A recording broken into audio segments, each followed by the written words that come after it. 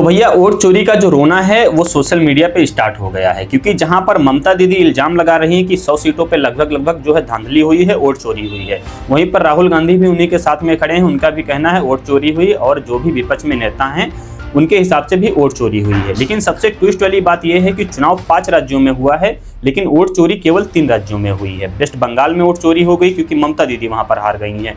असम में वोट चोरी हो गई है क्योंकि वहां पर बीजेपी और एनडीए जो गठबंधन है उसकी जो है सरकार बन गई है, इसलिए वहां पर जो है वोट चोरी हो गई है। जो पुडुचेरी है वहां पर भी वोट चोरी हुई है क्योंकि बीजेपी की गवर्नमेंट वहां पर भी बनते हुए नजर आ रही है।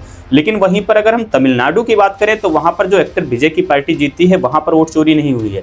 केरल में कांग्रेस गठबंधन जीता, इसलिए वहां पर भी वोट चोरी नहीं हुई है। इन 2 राज्यों में जो है निष्पक्ष चुनाव हुआ है। लेकिन जहां जहां बीजेपी जीतती है वहां पर वोट चोरी हो जाती है, वहां पर जो है इलेक्शन कमीशन जो है धांधली कर देता है। लेकिन आप समझिए कि वेस्ट बंगाल में किस तरीके से वोट चोरी हुई है, क्योंकि वेस्ट बंगाल में ऐसी घटनाएं हुई हैं जहां पर जो उम्मीदवार थे उन्हें तक मारा गया है और दौड़ा कर पीटा गया है। तो जनता वोट चोरी तो करेगी ही। आप मान लीजिए कि जहां पर जो है माँ को चुनाव लड़ना पड़े अपने बच्चे के इंसाफ के लिए, वहां पर किस तरीके से वोट चोरी हो सकती है।